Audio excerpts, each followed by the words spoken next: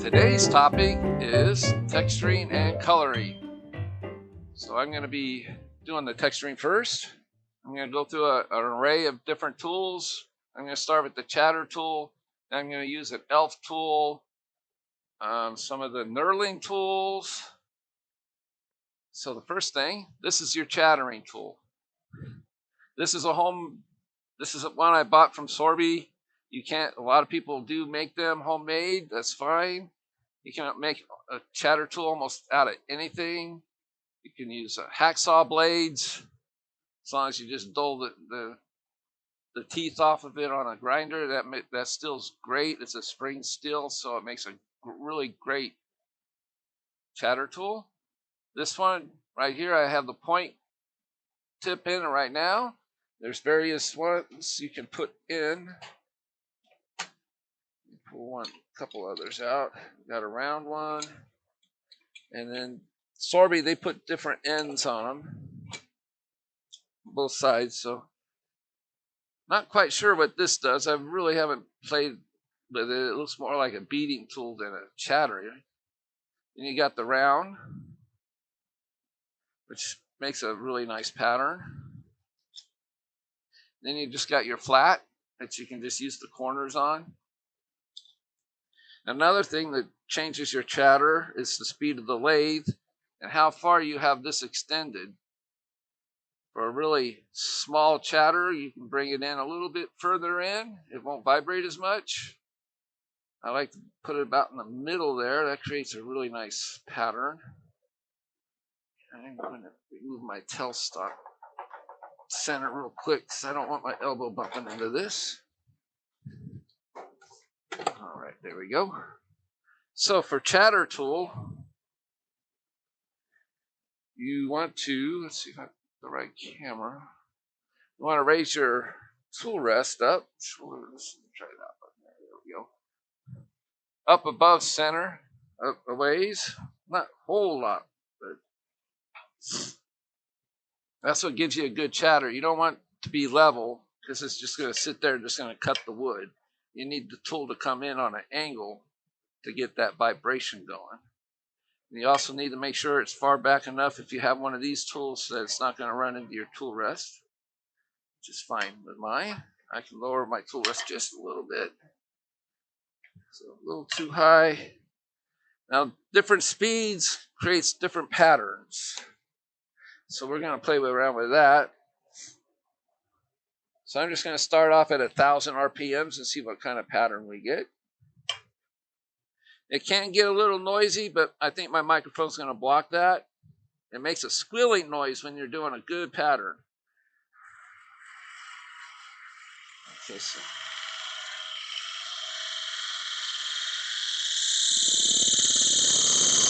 Woo! That one got loud. Kind of dug in the middle there. We didn't get much of a pattern out of that. It's because of the speed. Let's see if I can put grab a marker. Maybe that'll help bring these things up a little bit better. They usually do. Just take the marker.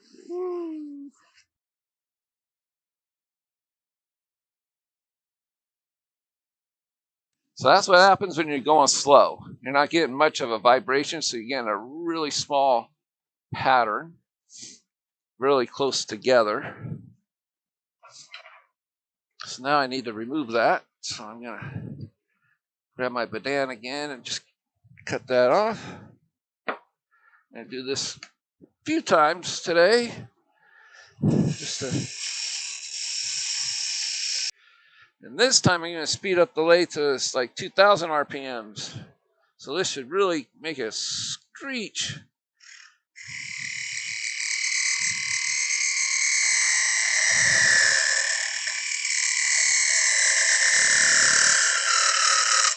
Now the further you go out, because of the way the wood's spinning, the outside is kind of more fast, the inches per diameter are moving faster on the outside than on the inside. So your pattern changes as you move towards the outside.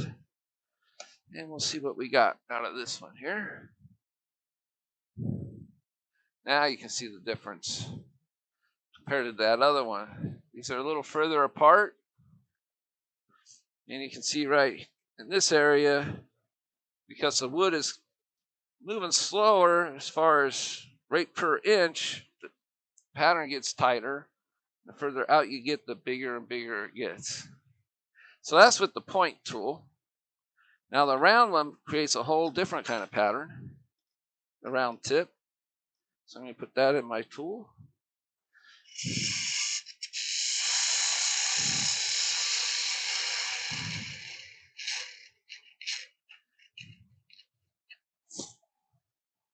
And let's see if we can do that shoulder side view real quick.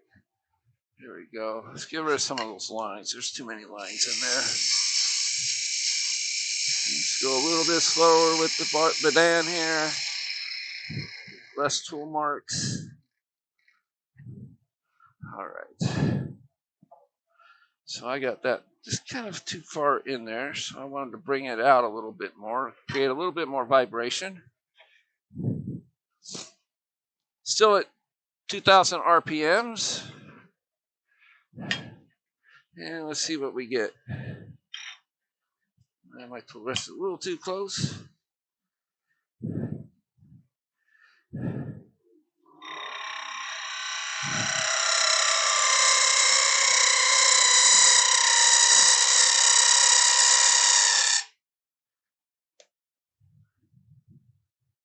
So I made a really pretty pattern there.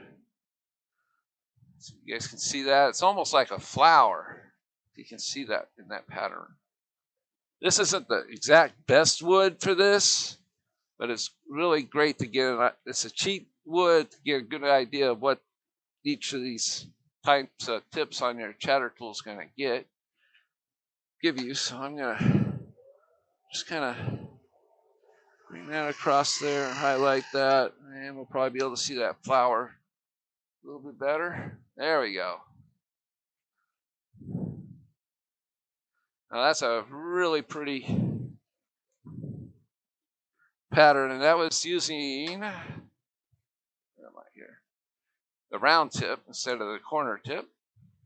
So you can see how different that pattern is. So I'm going to do one more with the chatter tool, and that's slowing that, using that same tip but slowing the speed down. Now this is great for making tops. I do a lot of holiday craft fairs, and the tops really sell. Let me see if this one isn't the best one I've done, but so you can see it see that pattern right there. Now the fun thing is, sometimes your tools will create a pattern on their own on the bottom, and you're making a V cut with either a skew chisel or a spindle gouge, detail gouge. You make that V cut. If you're light on the cut, you can create these patterns on the bottom of the tops too. So just a thought in case you guys want to give making tops a try. Okay, one more. Then we'll move on to another tool. We'll move on to the elf tool. Need to raise that just a little bit more. All right, got to slow the lathe down to 1,000.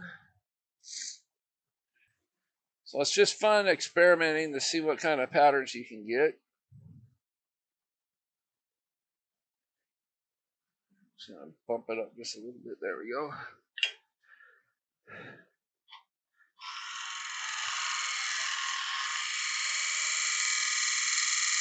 I can already tell it's making a different pattern just by the sound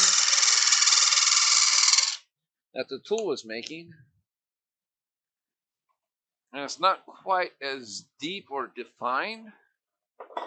So I have learned over time that a faster speed gives you a better texture as far as texturing tools go. Between 1800 and 2000, I find that's my sweet spot. Now that came out prettier than I thought, but it's not that deep of a texture, but that would work great on a top, or if you're making an insert on your, for a box lid. Oh, my allergies. Hey. That would be a really pretty thing if you can dress that up or get a nice wood and put a pattern in it. You can also separate the pattern using different colors. Now let's do that one real quick. Let me show you what I'm talking about. By dividing up the pattern. So what you want to do is you create different patterns by moving the tool in different steps. All right, so I'm going to turn it up so we can get a nice pattern going here. I'm just going to start here. Stop, move it a little bit. Stop. And then you get 3 sets of patterns. Looks better in person to a certain extent, but what you can do is you can highlight the separations here with a point tool. So you just got to remember where the patterns are here. That's what I want to do here. We got 1, 2 lines, okay.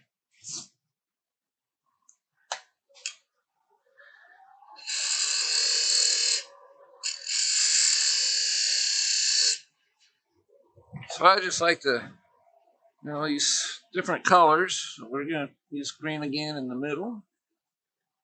And we're going to stop there. Maybe grab a light blue and a purple. Just set that off a little bit. So.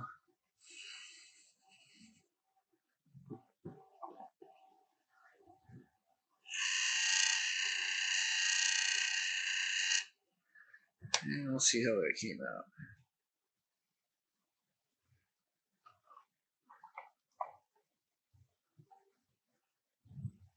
So that's an interesting way to go about it.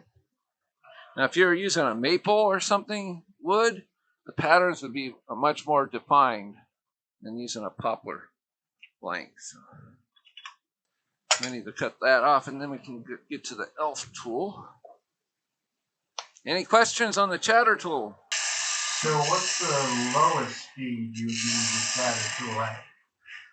Well, anything below 800 is really not going to create the vibration you want. That's what that tool, it works using harmonics, aren't going to develop and create a pattern. You'll just end up kind of creating lines, just kind of really nothing. You're just going to end up just cutting the wood really than creating a pattern. Because the tool has to skip using the harmonics across the surface. That's another thing. You need to not push hard. It's just a gentle touch to it across the face. You don't want to go really pushing it deep to create a pattern. This would just end up a really choppy mess. I need to turn the lathe way down. So you only want to go around 400 RPMs for an elf tool. What this is it's just it's got a rare earth magnet in the bottom of this, and it has a bearing in the top. And it uses these carbide cutters, pretty much like a Dremel tool would use. These are more than what Dremel sells. These are more specialized carbide tips. You can get them at your tree line and places like that to sell carbine items for power carving. But there's different shapes you can use. Most of them are just round. There is a flat one, which I haven't had much luck with. You're supposed to be able to make spirals with it, but I just can't get the hang of that one. So I just stick with the two different shaped round ones. So you can create flowers. I'm going to change the tip valve and I'll show you the other one because this one works better for making like a rosette in the middle of your piece down in the center. So you can see that's a different shape. It's more of a oblong egg shape. Yeah, it's a little too fast still. 600 there.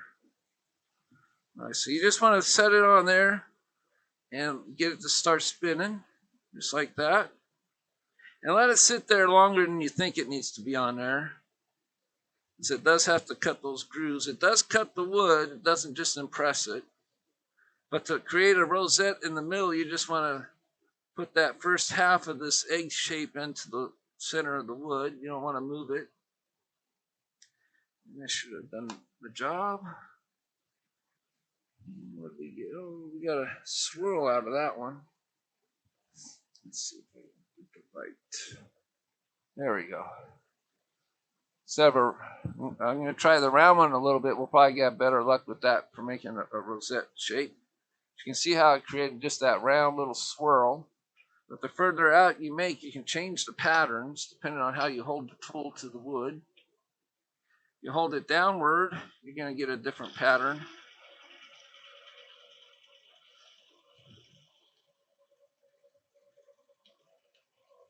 Then you can hold it up here, get it spinning. You'll get a whole different pattern.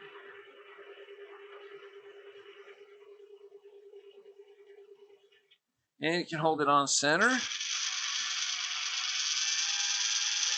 And it is spinning pretty quick now because we are on the edge of the wood. If I was, I could have slowed the lathe down a little bit for that one. See all those different patterns. Let me grab me a marker here. Let's go with light blue this time. Just touch it across there and we'll be able to see those patterns show up. And you can see the different patterns it creates in the wood for that tip. That's creates more of a spiral type of look, which are, interesting in themselves, depending on the project you want to make.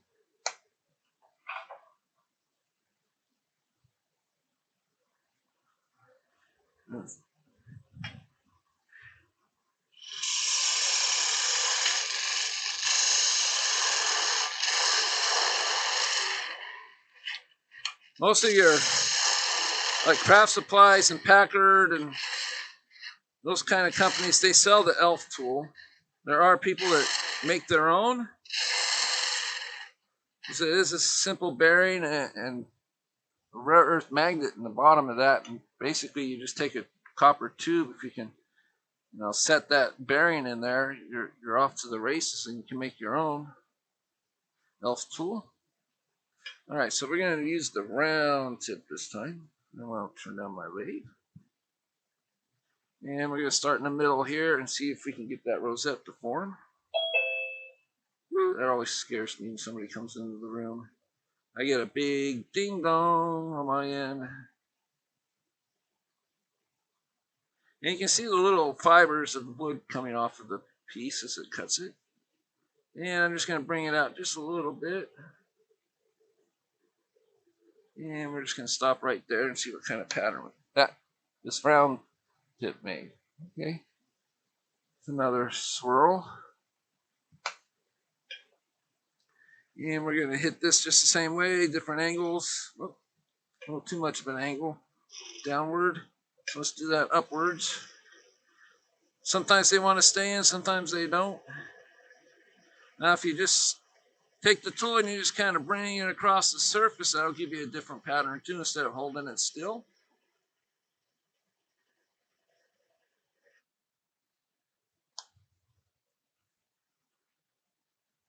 That creates one heck of a swirl there.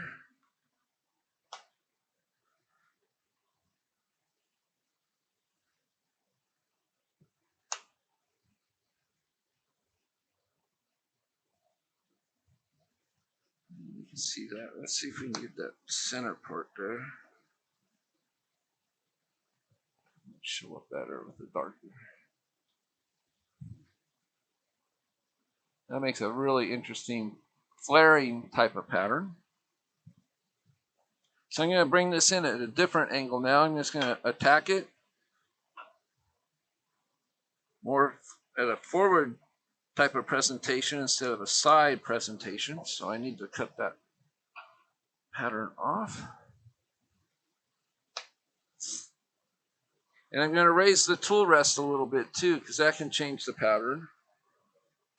It's all about angles with the elf tool, not necessarily speed. Speed doesn't change anything, it just wears out your bearing a lot faster. So I'm going to raise my tool rest just a little bit more. In fact, if you go too fast, it won't leave a pattern because the teeth on these tips are so fine that they won't create a pattern if it's going too fast. They just skip across the wood.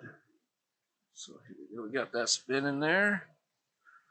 Upwards there. Hopefully we get a whole different look on the pattern there. So I'm going to bring it down this way here.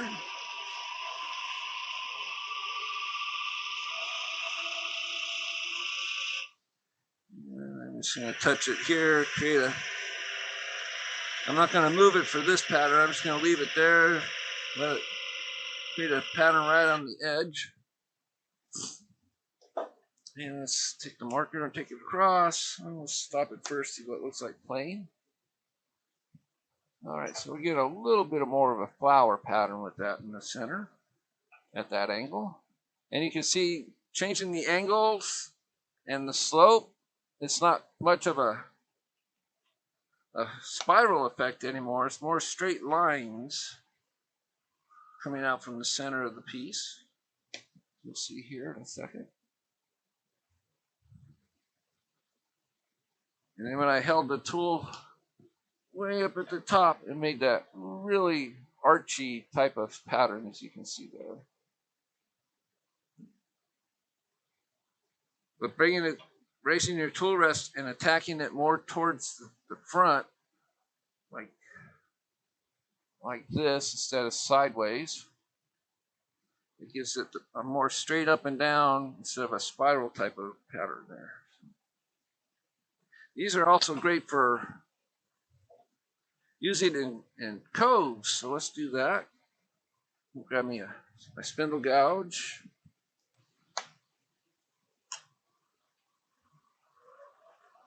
Just an easy cove, about the same size as that round tip actually.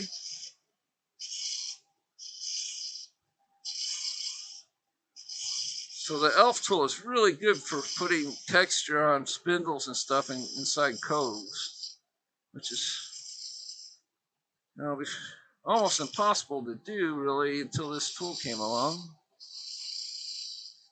All right, so there we go. I need to bring my tool rest back so it's laid down. And you just want it to rest inside that cove. Still too fast. About 600 RPMs for this, and this sounds a little too fast still. There we go. There we go, we're like 450. And we just slowly move it across the inside of the cove. And this tip is great because it fits right in there.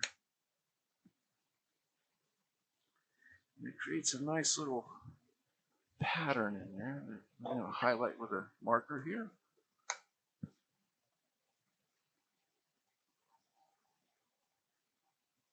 You guys can see it a little bit better on camera. Sometimes it's hard to see with this plain wood. There you go. Very hard to find another tool that'll do that. It'll work if you make a larger cove, you just take it across, you know, just one direction. You can take it about both directions and create a whole different pattern. But these kind of type of tools are really fun and very interesting to play with. So, all right, so I'm going to get the two knurling tools out. All right, overhead. I have two different sizes here. Now, don't let this fool you. I mean, they have a direct same pattern. Pattern's never going to change on these. You can get different pattern wheels, which is an added bonus. But you got to make sure you can pop that rivet out, be able to change them. There's people that make homemade knurling tools for wood turning. It's always fun, but the thing is, it's got the same pattern, but you can create different effects with it by moving the tool across the wood. It does leave an impression. It doesn't really cut the wood. It just leaves an impression in the wood. So whatever, if you think it's been in there long enough, it usually isn't.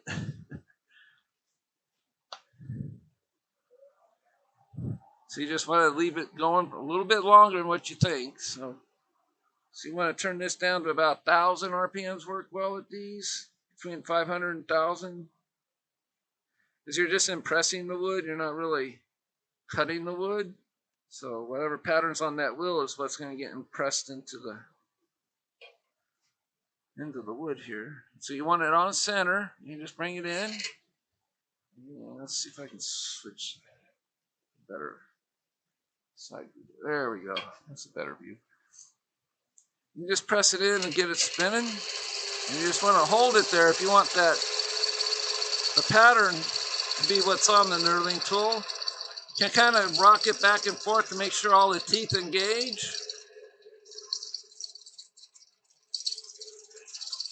This is the large knurling tool, so I'm going to grab me the more narrow one and use it on the outside here.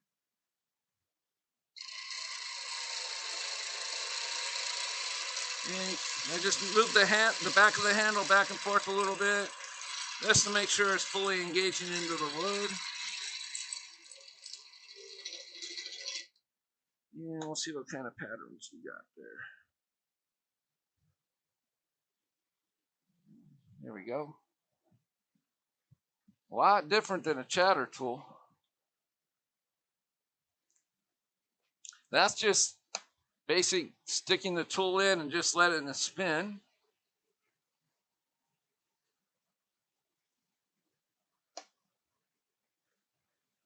There we go. But you can't, I'm going to show you a way to just, very simple to create a whole different kind of pattern with these. Just with a gentle moving and rocking the tool across the face of the wood. Cut this off here. So let's get this on center line here. We need to lay it back down. And moving this tool in this direction, hopefully it should, I remember my practice. So we're just moving the tool back and forth.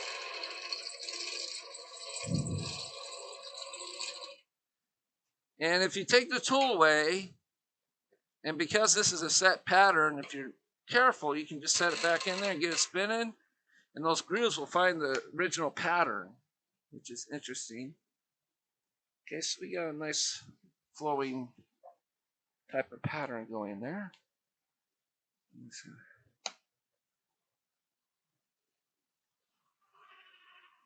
So I'm skipping a couple of steps. So there we go. That's quite different than what I was expecting. I wasn't expecting a spiral out of that one, but so we're going to try a different approach.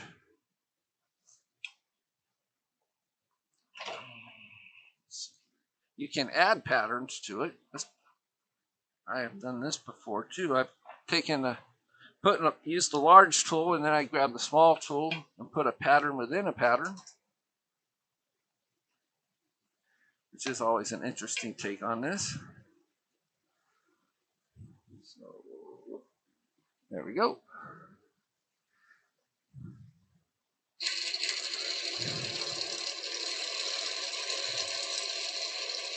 Just really slight rocking. You can pretty much tell when the teeth are completely engaged because you will see small lines develop on the wood. Yeah, let's see what we got there. It didn't change it all that much, I don't think. I think it might have. This will highlight the difference here. All right, so now I can see just a very, very slight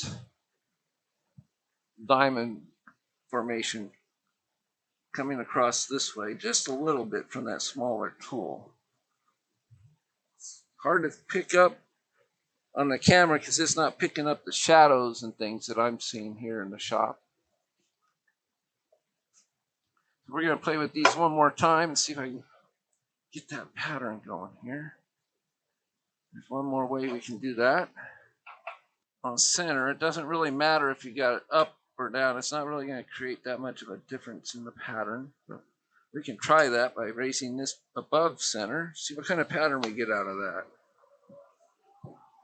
It will change it a little bit.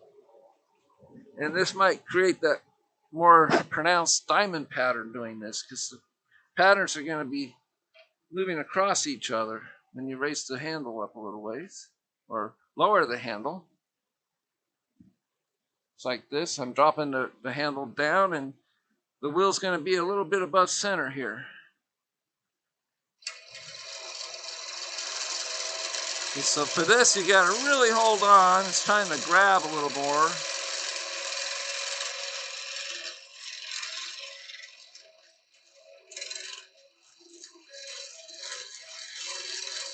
And I'm just taking it and moving it across, back and forth, all the way across that surface there. You can feel it skipping, so that might be giving that diamond. Oh, that's more of a swirl. Darn, I was hoping for the diamond look. So I'm going to use the smaller tool and see what kind of patterns we can get out of that. We've been playing a lot with that bigger tool. So we're just going to put this in here, just above center, but straight.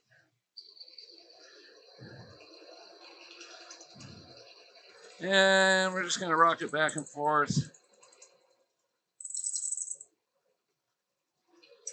And see if we get a swirl or if we get the diamond pattern. Okay, let's move it out a little bit further and see what we can do here. So I'm going to bring the tool rest down just a little bit. There we go. For this tool, I'm just going to move it across the surface like this and then back and forth. Remember, the longer you leave it in, the deeper the impression is going to be until it hits bottom with the knurling wheel there.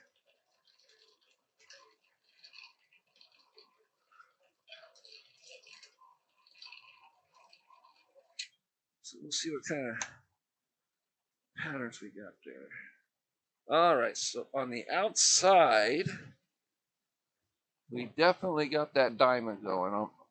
The way I'm looking at it anyway. I've got a diamond pattern going crisscross, creating a diamond there. Just what I was shooting for. Let's see if the marker will pick it up so you guys can see it.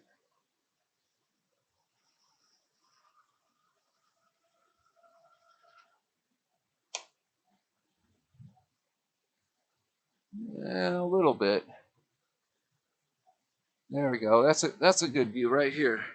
Okay, it's that way all the way across, but you can see the lines going across this way and that way. And that's from doing the tool. I started out with the tool at a top angle here with the hand lowered and the wheel was a little bit above center. And then I put it straight right at center and went across the the first pattern, and it did create that diamond effect that I was looking for. Much more pronounced here in the shop. Hopefully you guys can see the difference there. The camera is picking up weird shadows. You know, it looks this side than this side, so you can see what I'm talking about there. But you can see that pattern here of the diamonds. So fun with texturing, that's for sure.